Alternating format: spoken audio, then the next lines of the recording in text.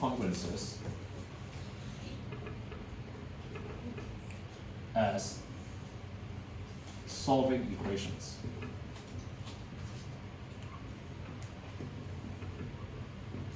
Okay. So the first example is that looks like this, and this is called linear congruences.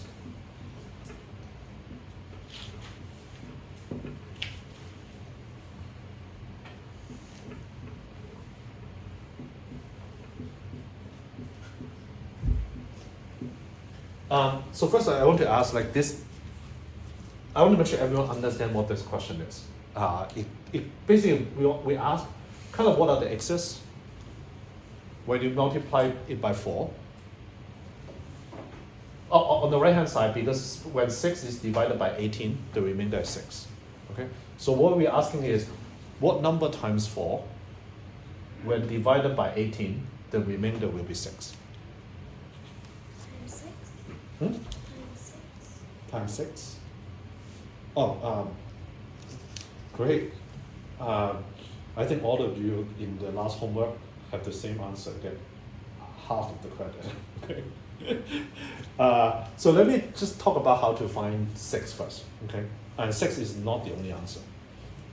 There is a theorem that we talk about in the class. You basically take this number A and M and calculate the greatest common divisor, GCD of 4 and 18.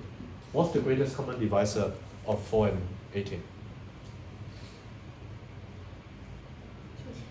2. So there was a theorem that said that if this is 2, then that means there will be 2 solutions. Okay? All of you in the homework basically found one. So this is a fun part, in my opinion. Like I think all of you like know how to solve an equation like 2x is equal to let's say 34. You just divide both sides, and then you basically say, oh, then it's 17. Okay. If it is, let's say 2y, let's say 2y plus 3 is equal to 21, then what do? You subtract 3 from both sides first. Mm-hmm. Then it's 18, and then y is equal to 9. Right? Yeah. Okay. So now this, in my opinion, is actually very fun because it's. I always felt this is a little bit like playing board games because now you know a new set of rules. Just try to apply it. Okay. In a normal world, we want to divide by 2, right? Now, but in this case, because 2 and this has a common divisor. Okay. So then what you need to do is 4 divided by 2x, 6 divided by 2 is equal to modulo 18 divided by 2. Okay. So then it is 2x plus 2x is equal to 3 modulo 9. Okay. Then what do we do next? Now, because we are now in the world of modulo, You can add 9. yeah, we can add 9 to the right hand side. Because you can add whatever multiple of 9 to this, because we are talking about, we are only interested in the remainder of the numbers when it's divided by 9. So let's add 9, so then it becomes 12. And now we divide by 2 again. Now this time we do not have to change this because 2 and 9 are relatively prime. They don't have common divisor. So therefore x is equal to 6. And you plug it back in. 6 times 4 is 24. 24 divided by 18, the remainder is 6. That's why this is a correct solution, but it is not all the correct solutions. So you have 6. Another one that you have though is 15. All of this are basically all solution. But these two are not what we call the least residue, because 24 is smaller than 18, 33 is smaller than 18. So the only solution that we that we think about is those that are less than 18. So because of that, the solution is 6 and 15.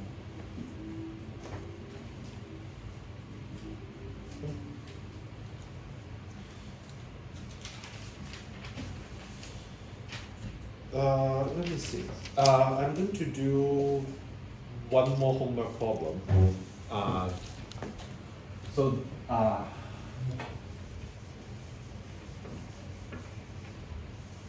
how did you all do with the Chinese remainder theorem problem?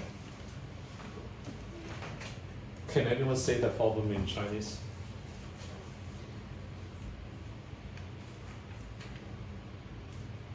Olivia? No? Does anyone have the problem?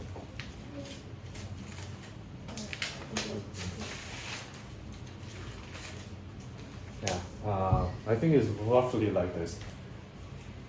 有物不知其数，33数字生2，55数字生3，77数字生2，问物几何。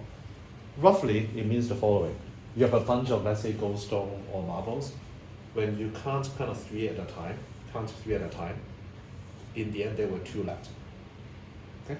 But when you count 5 at a time, there were 3 that were left. But when you count 7 at a time, there were 2 left. And then the question is, how many marbles were there? It is one of the many reasons why that is named as the Chinese remainder theorem. So translating that into equation, so what it means is, now, when we count it by 3, the remainder is 2. When we count it by 5, the remainder is 3. When you count it by 7, the remainder is 2. Now, before we even kind of solve this equation, I want everyone to just kind of think about the analogy in normal equation as we know it. Okay? So we solve the linear congruences, it's like a normal equation. This is basically something you either call simultaneous equation or system of equations. So it's actually no different from solving 5x plus 2y is equal to 10, 3x is minus 10y is equal to, let's say, 20. Solving 2 equations at a time. The only difference is we are using this special modulo operation, and also we're only interested in integer. Whereas here, most of us only learn to solve this equation with any numbers. Okay. Now, I'm going to solve it. Before I do, I'm just going to label this as 1, 2, and 3. It's actually just kind of solving it one at a time. So x is equal to 2 modulo 3. So what it basically means is x is 3 times a number plus 2. And r can be any integer.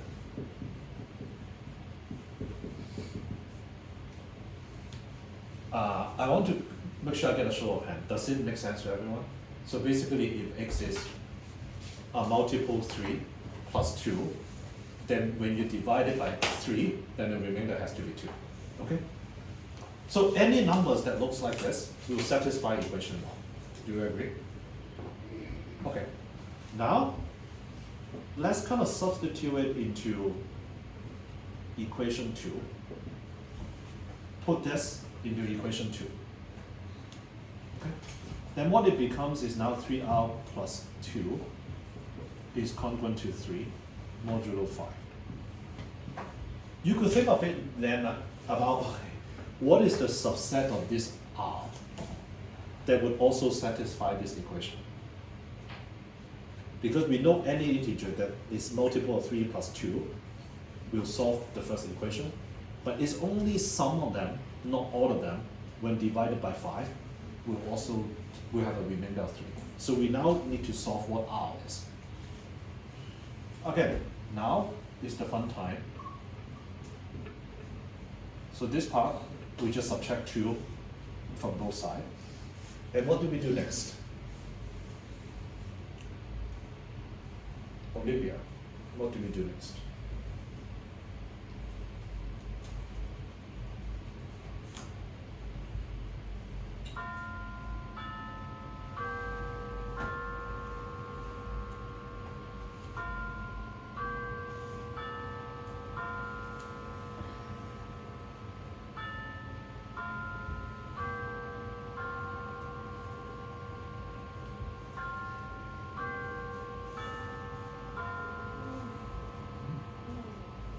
Daisy.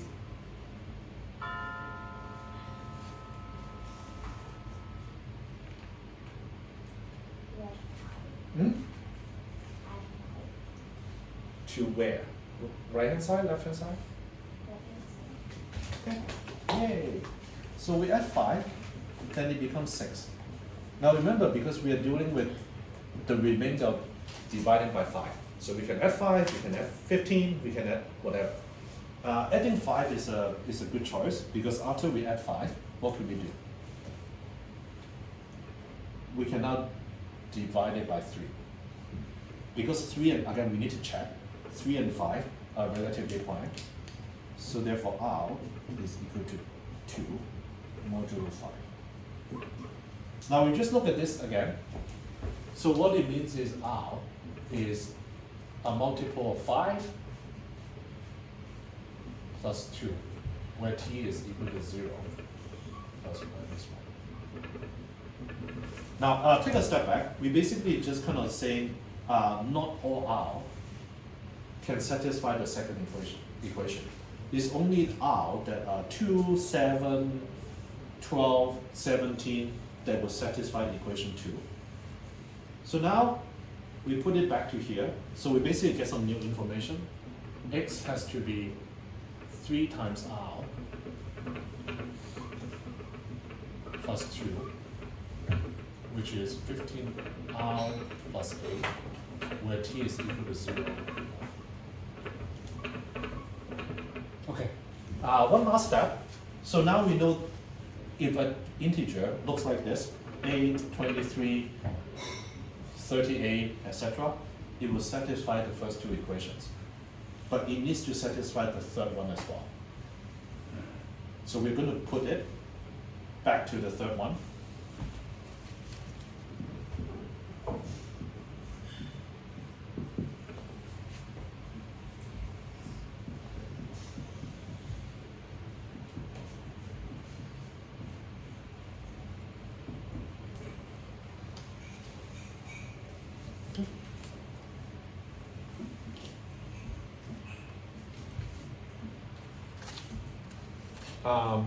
Remember, we are free to add or subtract multiple of 7. So basically, I don't like the 8. I'm going to just make it 1.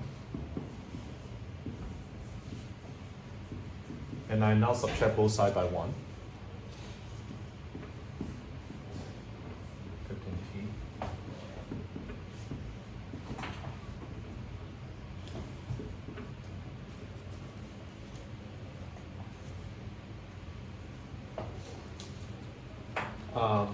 There are many ways you can get to the answer. One way to get it is, I'm going to subtract both sides by 14t. Because 14t is also a multiple of 7, you can do it. If you don't like doing that, you can basically say, I want to add 14 on the right hand side, which is the same thing. If you add 14 to the right hand side, you get to this, and then you divide by 15. So t is equal to 1 modulo 7. But what I'm saying is from here to here, you can basically say I want to subtract 14 times t on the left hand side. So because of that, then we learned that t is equal to 7 times u, let's say w, 7w. Let's say some integer w plus 1, where w is equal to some integer. If you put this back into here, now then we know x is equal to 15 times t, which is 7w plus 1 plus a, 105W times plus 23, where W is 0 plus or minus 1. So basically the answer is the number can be 23, can be 128, or it can be, if W is 2, then it's 210 plus 23, which is 233, I think. But let's just try 23. So 23 when divided by 3, the remainder is 2. What's the remainder of 23 when it's divided by 5? What is the remainder of 23 divided by 7? 13. True. Okay, so 23 is the answer to this. So this is the Chinese remainder theorem.